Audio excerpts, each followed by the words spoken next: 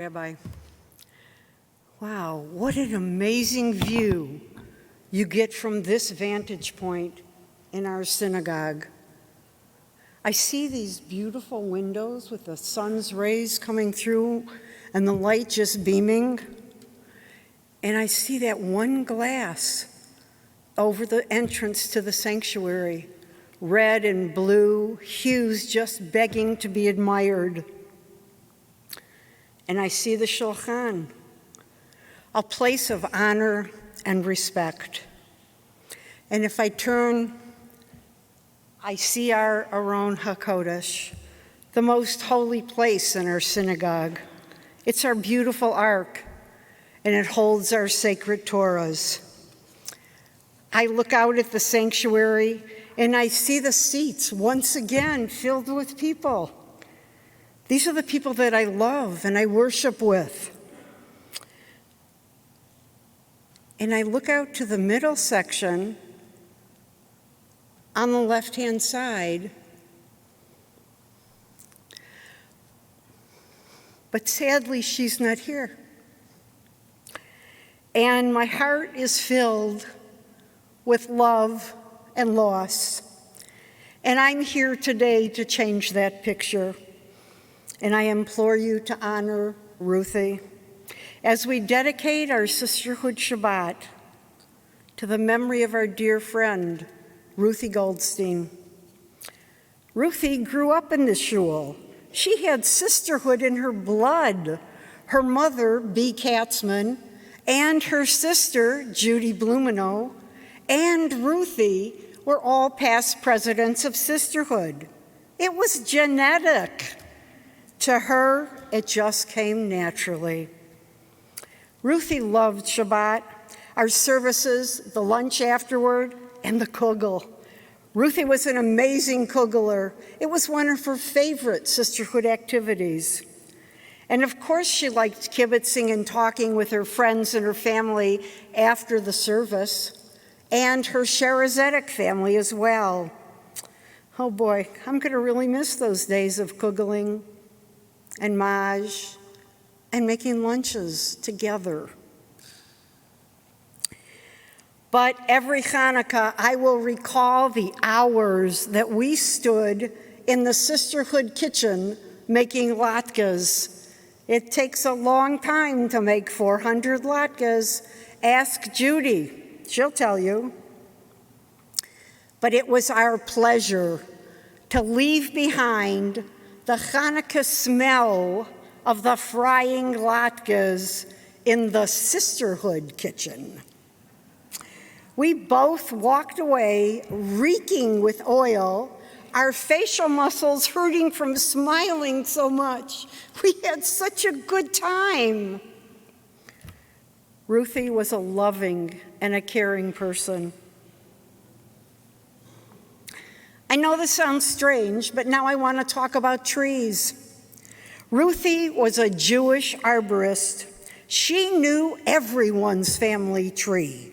She knew who belonged to whom, and she could make the connection for me between the roots and the canopy of the tree. They were all a part of Ruthe's life. She spent decades in Women's League and in Sisterhood, and she was a great source of advice and information for us. Ruthe was our valued historian. Ruthe made an impression on the Jewish community that goes far beyond the gates and the doors of Shaarey Zedek. Jewish Senior Life of Michigan recognized her as one of the 8 over 80. She was always ready to be a part of, to lead, to advise, to support. Ruthe was a good and a gracious woman. It takes a special person to be a middle school teacher, but that wasn't all. Ruthe taught middle school math. And if that wasn't enough, she taught in the religious school. Trust me, those were not the favorite subjects of middle school kids. She and Sam were married for 46 years, and they were the proud parents of Jonathan and Deborah.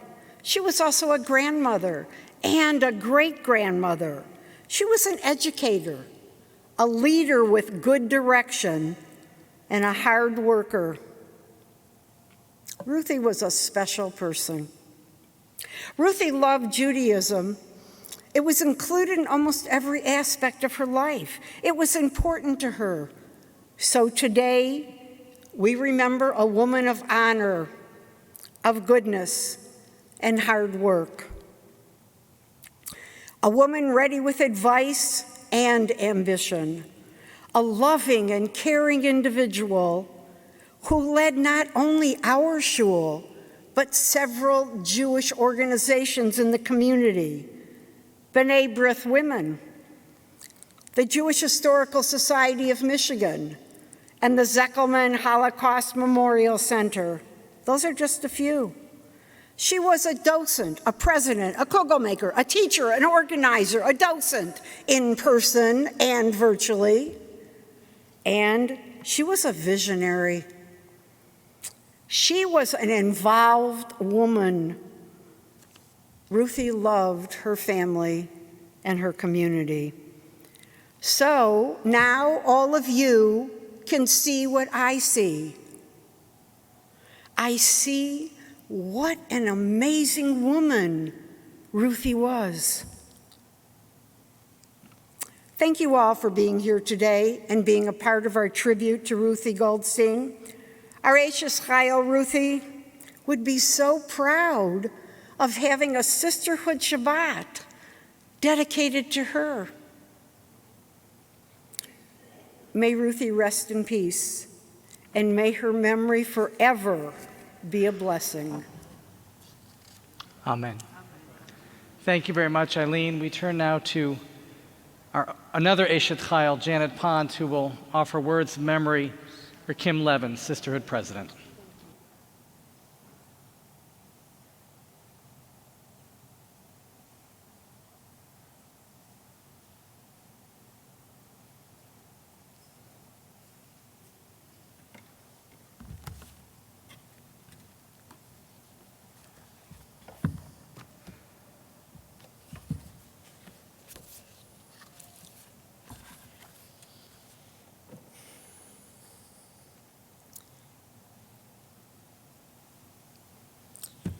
Eshet Chayil, mi yimtza, v'rachok mi pninim michra. A woman of valor, a priceless find, a treasure more precious than pearls. These words were penned by King Solomon as he wrote the book of Proverbs. He was known as the wise king, and I can almost believe that he thought that someday, somewhere, there would be a young woman who would personify the very essence of what he wrote so long ago. We were blessed to know and to love that very person, Kim Susan Levin, Zichrona Livracha. Kim became a newbie at Shaarey Zedek when she married her beloved Ken. The Levin family has a strong and honored commitment to our synagogue.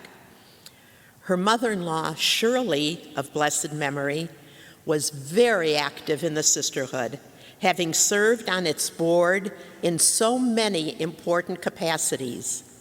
Her father-in-law, Murray, served as men's club president, on the synagogue board of trustees, and in my favorite position, the president of the Shaarey Zedek Seniors. But ultimately, it was the love of the sisterhood that Shaarey demonstrated that eventually got Kim hooked on the role that she would play in our organization.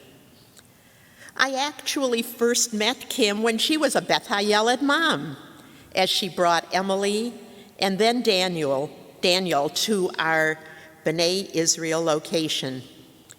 She had such a warm and winning way about her, always eager to help in any way that she could. We knew that we could count on her. to participate in the many varied activities that our school did.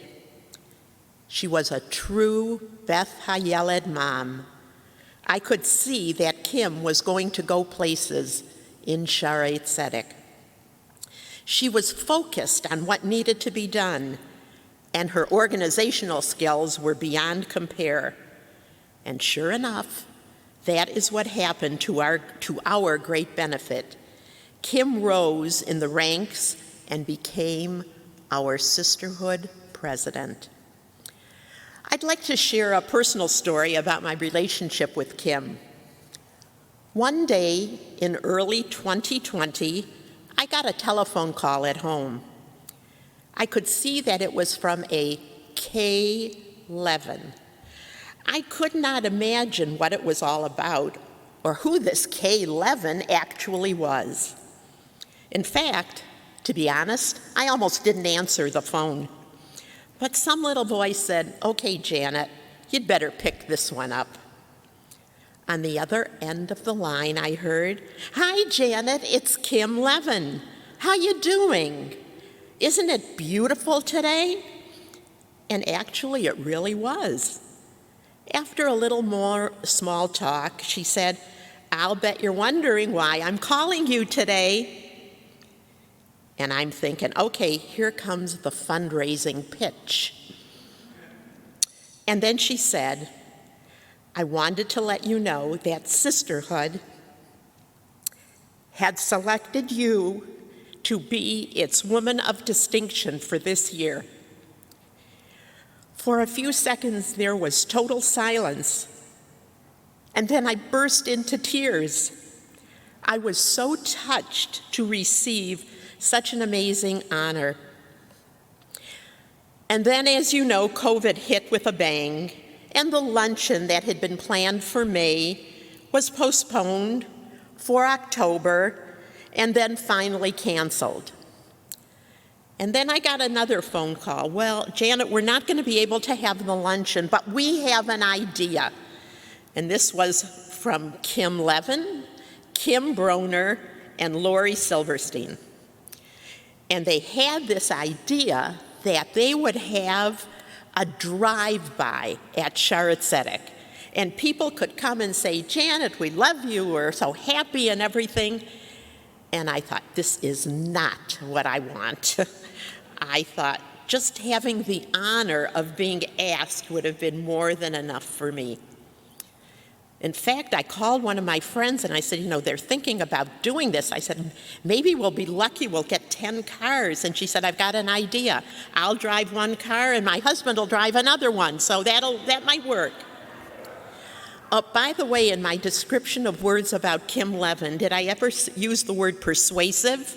Well, if I didn't, I should have, because she got on the phone and she said, "Janet," she said, "this will be a wonderful thing for you, but it will also be a wonderful thing for Shaarey Zedek Sisterhood." And she got me.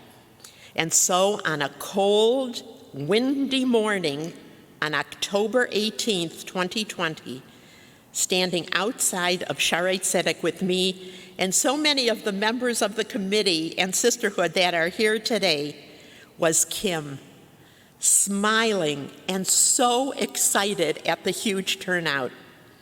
I will never forget the look on her face and, "See, Janet, I told you," and yes, she did. The irony was that I had no idea how ill she was. Kim was a trooper, and she didn't let her illness throughout a good part of her adult life stop her from living. All of us who worked with her, knew her, and loved her will always remember her. As our tradition tells us, a good name is forever. I thought about how to end this tribute to such a giving and loving human being. We know that we have been better for having been in her presence, brief as it was. And so I thought of the words of King Solomon. And I'd like you now to open your blue Siddur to page 310. so that each one of us that is sitting here today can actually have a direct part in honoring the beautiful, wonderful human being that meant so much to each one of us. Kim Levin, Zichrona Livracha, may her memory be a blessing for all time. And please join me as we read together The Woman of Valor. The woman of valor, a priceless find, a treasure more precious than pearls, an unfailing asset to her husband. She assures him a life of contentment. Eager, energetic, far-sighted, and strong, her family knows she will always be near. Her optimism never wavers. Her industriousness never flags. She extends a hand to the poor, and she offers her hands to the needy. She projects strength and dignity and is confident about the future. Her speech abounds with wisdom. She soothes everyone with words of kindness. Her children bring her fulfillment. Her husband sings her virtues. Many women have excelled, but you surpass them all.